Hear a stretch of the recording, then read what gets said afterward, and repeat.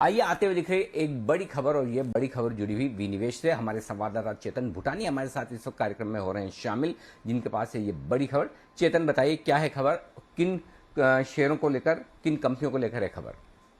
Sir देखिए, हम काफी टाइम से सुन रहे थे इंडियन ओवरसीज बैंक और सेंट्रल बैंक ऑफ इंडिया के प्राइवेटाइजेशन पे काफी डेवलपमेंट्स पिछले महीने जून के अंत के दिनों में हुई थी। लेकिन आज जो हम खबर ब्रेक करने जा रहे हैं जी बिजनेस पे, ये एक बहुत महत्वपूर्ण खबर है इंडियन ओवरसीज बैंक और सेंट्रल बैंक ऑफ इंडिया के प्राइवेटाइजेशन पे।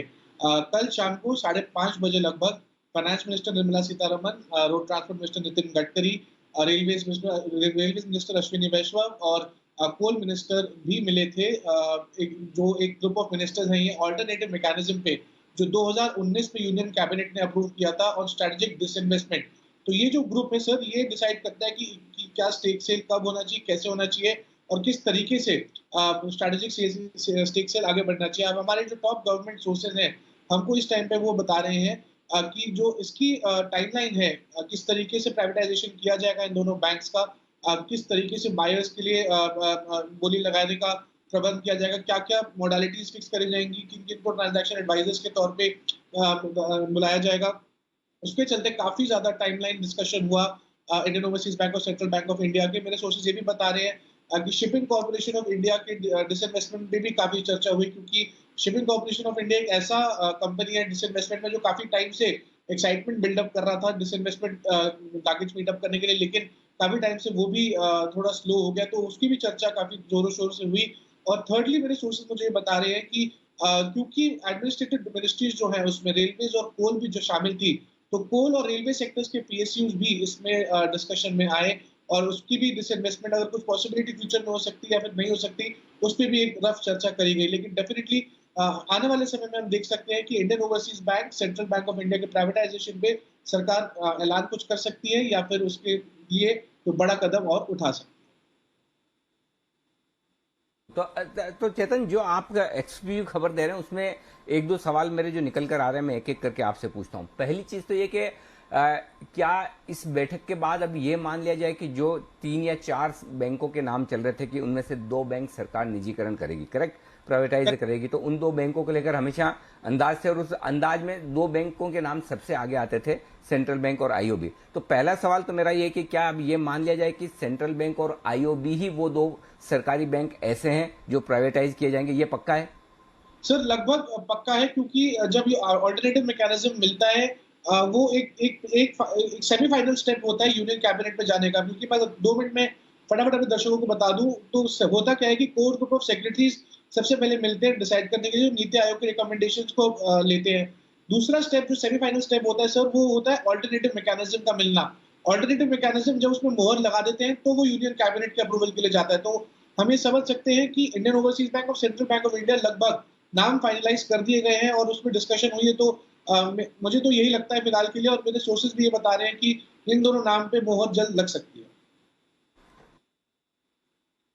तो सबसे पहली और इम्पोर्टेंट चीज तो ये कि ये लगभग फाइनल है कि सेंट्रल बैंक और आईओबी 2 बैंक्स का निजीकरण किया जाएगा। तो अगर निजीकरण इन दोनों बैंक का होता है तो फिर इन बैंकों के लिए री रेटिंग होने की पूरी संभावना है, और डी4 इसलिए संभावना है। चेतन, आप रुकिएगा, मुझे आपसे कुछ और भी पूछना है, लेकिन उससे पहले जो आप ये बात बता रहे हैं उसका एक बार विश्लेषण कर दिया जाए कि ये संभावना इसलिए सबसे बड़ी क्योंकि आज की तारीख में बैंकों का लाइसेंस लेना बहुत मुश्किल काम है, आसान काम है नहीं। और आरबीआई ने शायद कहीं न कहीं ये मन बना रखा है, ये डिसाइड कर रखा है कि बजाय नए लाइसेंस देने के, जो पुराने बैंक है, चाहे वो प्राइवेट सेक्टर के हो चाहे पब्लिक सेक्टर के हो, जिन्हें चलाना मुश्किल होता हुआ दिख रहा है, जैसे लक्ष्मी विलास बैंक था, तो बेहतर है कि उन्हीं के लिए किसी नए जिस किसी को लाइसेंस चाहिए वही बैंक उन्हें दे दिए जाए। तो ऐसे में जिनको लाइसेंस लेने हैं उनके पास ज़्यादा बेहतर, ज़्यादा फास्ट, तुरंत ऑप्शन ये है कि जो बैंक अगर प्राइवेटाइज हो रहे हैं या जिन्हें बेचा जा रहा है उनके लाइसेंस ले, तो इन दोनों बैंक्स की इसके दम पर पूरी री रेटिंग होने की संभावना है। पहली चीज तो ये होगी। अब दूसरी बात, ये जो कल मीटिंग हुई, इस मीटिंग में क्या खास बात हुई है? चूंकि आप कह रहे हैं कि काफी बड़े मिनिस्टर थे, वित्त मंत्री खुद थी, नितिन गडकरी साहब थे, रेलवे मिनिस्टर थे, कोयला मिनिस्टर थे, तो इसको लेकर क्या खास चर्चा हुई है कि क्या आगे स्ट्रेटेजी है इस दोनों बैंक को लेकर?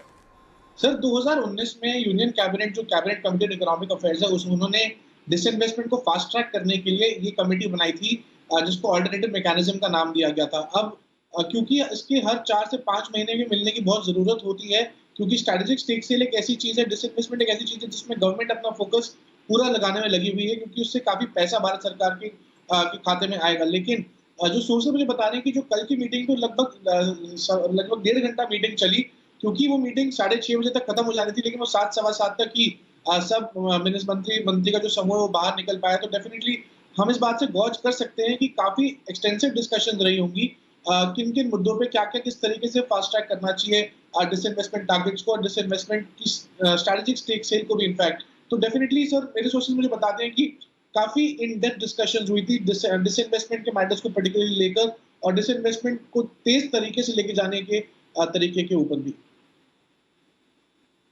इसके साथ ही शिपिंग कॉर्पोरेशन का भी आपने जिक्र किया। शिपिंग कॉर्पोरेशन के लिए क्या डेवलपमेंट हो रहे हैं, जरा ये भी बताइए।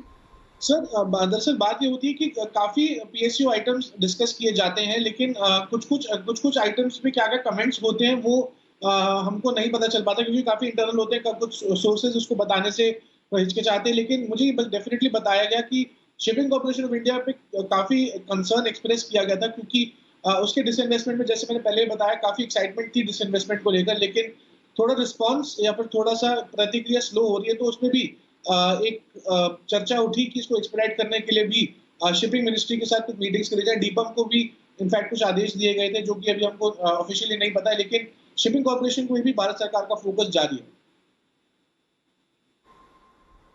ओके, तो ये है आपके लिए पूरा का पूरा बड़ा एक अपडेट शिपिंग कॉर्पोरेशन और साथ ही साथ दोनों बैंक्स को लेकर आता हुआ दिख रहा है। थोड़ी देर पहले खरीदारी करने की राय आई थी बैंक पर, आईओबी पर, सुमित जी की तरफ से। सुमित जी देखिए, 400 अगर ये खबर सही साबित होती है और जिस तरह से सरकार इसको लेकर आगे बढ़ रही, तो शायद आईओबी के लिए आप बड़े टारगेट दीजिएगा, छोटे टारगेट नहीं। अगर किसी को डिलीवरी के लिहाज से लेकर होल्ड करना, तो क्या यहाँ से 25-30%, 40% की अपसाइड संभव है? आईओबी के चार्ट्स जरा आप देखिए, और साथ ही लगे हाथ अगर सेंट्रल बैंक के भी देख पाए तो दोनों ही बताएं। बिल्कुल अनिल जी, मैंने इतना ही टारगेट दिया है। मेरे को एक्सपेक्टेशन है कि यहाँ से हफ्ते भर के अंदर ही आईओबी में एक बहुत बढ़िया और बहुत अच्छा अपसाइड मूव देखने को मिलना चाहिए। 28 रुपए का पहला टारगेट है, 30 रुपए का दूसरा टारगेट है। ये दो टारगेट अचीव होने के बाद ऊपर के लेवल और खुल जाएंगे और फिर और तेजी देखने को मिलेगी। बट फिलहाल शॉर्ट टर्म में 28 से 30 के टारगेट्स के लिए आईओबी में खरीदारी करें। 23.90 का जब तक स्टॉप लॉस हिट नहीं होगा, लॉन्ग पोजीशन होल्ड करें और एक हफ्ते के लिए वेट एंड वॉच करें। अच्छा अपसाइड मूव देखने को मिलना चाहिए। दूसरा स्टॉक आपने पूछा सेंट्रल बैंक। सेंट्रल बैंक के अंदर भी मोमेंटम बिल्डअप हुआ है, लेकिन उसके अंदर एक ऊपर का रेजिस्टेंस टूटना जरूरी है। जो स्टॉक का ऊपर में रेजिस्टेंस बन रहा है सेंट्रल बैंक का, वो करीब करीब 27 रुपए के आसपास का है। जैसे ही 27 रुपए का लेवल टूटेगा तो सेंट्रल बैंक के अंदर भी 32 रुपए तक का मूव देखने को मिल सकता है। दोनों स्टॉक के अंदर बाइंग बन रही है। दोनों में से अभी जो मेरा कन्विक्शन बैठ रहा है आईओबी पे बैठ रहा है।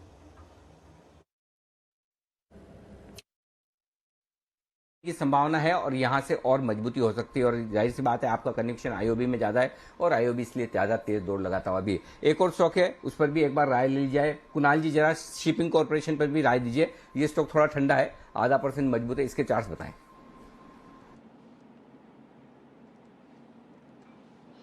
अनिल देखिए, चार्ट में कंसोलिडेशन चल रहा है, काफी समय से हम लोग इसकी चर्चा कर रहे हैं। स्टॉक में ब्रेकआउट नहीं आ रहा है और ब्रेकआउट अनिल जी आएगा जब ये स्टॉक 120 रुपए के लेवल को पार करेगा। और पिछले कुछ लगभग 3 महीनों से 120 से लेकर के